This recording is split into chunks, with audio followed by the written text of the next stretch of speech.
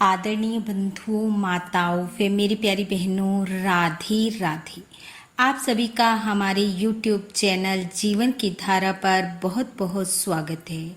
बंधुओं, आज हम इस वीडियो में पुरुषोत्तम मास महत्तम का 30वां यानी कि अंतिम अध्याय सुनेंगे, जिसे सुनने सुनाने से भगवान श्री पुरुषोत्तम की कृपा से समस्त तीर्थों में स्नान दान करने जितना फल प्राप्त होता है। कथा महत्तम सुनने के बाद यदि आप हमारे चैनल पर नए हैं तो कृपया हमारे चैनल को सब्सक्राइब करें, बेल आइकन को प्रेस करें ताकि हमारी वीडियो की नोटिफिकेशन सबसे पहले आप तक पहुंचे। वीडियो को शेयर व लाइक भी जरूर करें। पुरुषोत्तम मास का क्या महत्तम है, इसमें किए गए जप तप व्रत दान का क्या फल प्राप्त होता है, यह आप पुरुषोत्तम कथा महत्तम में सुन चुके हैं। आज इस मास का अंतिम दिन है। श्रद्धा व भाव पूर्वक आज का अंतिम अध्याय सुने व भगवान पुरुषोत्तम से अपने अपने मन की इच्छा कहें। भगवान शीघ्र अति शीघ्र आपकी मनोकामना को पूर्ण करेंगे, ऐसा मन में विश्वास रखें। तो आइए अब सुनते हैं आज का अध्याय, जो कि इस प्रकार है। सूत जी बोले, इस प्रकार पतिव्रताओं के धर्म सुनकर नारद जी और भी सुनने की इच्छा से भगवान श्री हरि से बोले, हे बद्रीपते, आपने कासे के संपुट दान का जो विशेष दान कहा है, उसका क्या कारण है वह कहिए। भगवान श्री नारायण बोले, हे नारद जी सुनिए। प्रथम बार यही प्रश्न श्री पार्वती जी ने पुरुषोत्तम व्रत धारण करते समय महादेव जी से किया था कि हे कृपा सिंधु, व्रत समाप्ति पर कौन सा दान करना श्रेष्ठ है। यह सुनकर श्री पुरुषोत्तम भगवान का ध्यान कर श्री शंकर जी पार्वती जी से बोले, हे पार्वती, श्री पुरुषोत्तम व्रत की पूर्ति करने के लिए कोई दान करने की सामर्थ्य रखता ही नहीं है।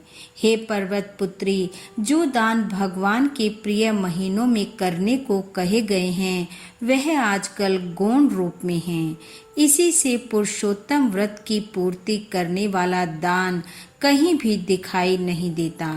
भगवान बोले, हे देवी, इस व्रत की पूर्ति पर संपुट दान अर्थात ब्रह्मांड का दान कहा गया है, लेकिन वह दान कहाँ से किया जाए जब छोटे ही दान करने में मनुष्य सक्षम नहीं है। अतः उसी ब्रह्मांड का प्रतिनिधि कांसे का संपुट थाल या परात बनवाए, उसमें 30 मालपुआ रखकर संपुट कर सूत से लपेटे और ब्राह्मण पूजन कर उसे व्रत पूर्ति के लिए प्रसन्नता से दान में दे दे।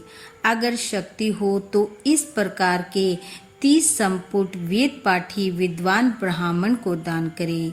इस प्रकार पार्वती जी महादेव जी के वचन सुन अत्यंत प्रसन्न हुई और 30 ब्राह्मणों को 30 संपुट प्रसन्नता पूर्वक दान किए। श्री सूत जी बोले, हे ब्राह्मणों, श्री नारायण के वचन सुनकर नारद जी प्रणाम करके फिर बोले, मैंने इन सब कथा को सुनकर यह निश्चय किया है कि सब व्रत नियमों से पुरुषोत्तम मास का व्रत सर्वश्रेष्ठ है। इसके महत्तम मात्र सुनने से ही मनुष्य सब पापों से मुक्त हो जाता है और जो भक्ति पूर्वक विधि विधान से इसके व्रत नियम का पालन करता है तो उसके फल का तो कहना ही क्या है। श्री सूत जी बोले, यह सब सुनाकर श्री नारायण मौन हो गए। तब श्री नारद जी ने उन्हें प्रणाम किया। जो मनुष्य भारतवर्ष में जन्म पाकर भी इस श्रेष्ठ पुरुषोत्तम मास महत्तम को नहीं सुनते हैं तथा इसमें वर्णित धर्म नहीं करते हैं, वे नर अधम हैं। वे दुर्भागी बार बार जन्म मरण के चक्कर में पड़कर धन पुत्र मित्र तथा स्त्री के दुख को पाते हैं। वे ही पुरुष धन्य हैं जो भगवान के इस मास का व्रत करते हैं। इंद्रद्युमन, सद्युमन, यवनाशव तथा भागीरथी आदि राजा श्री पुरुषोत्तम भगवान की आराधना करके उनकी शरण पा गए। श्री गोवर्धन गिरिराज को धारण करने वाले गोप रूपी गोपाल, गोकुल एवं गोपियों के प्यारे भगवान को मैं प्रणाम करता हूँ। इस महामंत्र के महात्मा कौंडिन्य महीने भर जप करने से भगवान की शरण को प्राप्त हो गए तथा इसी प्रकार भगवान का श्याम सुंदर दो भुजा मुरलीधर पीताम्बरधारी श्री राधिका जी के साथ विराजमान का ध्यान करते हुए समय बिताने वाला अपनी मन की कामना को पूर्ण पाता है। यह धर्म छिपा हुआ है, हर किसी को इसे सुनाना नहीं चाहिए। मैंने भी अभी तक किसी से इसे नहीं कहा था। यह मनोकामना पूर्ण करने वाले पुराण को आदर पूर्वक सुनने वाले को ही सुनाना चाहिए। इसके महत्तम को सुनने से समस्त तीर्थों के स्नान दान का फल प्राप्त होता है। पूरी पृथ्वी परिक्रमा करने का पुण्य इसके सादर सुनने वालों को प्राप्त हो जाता है।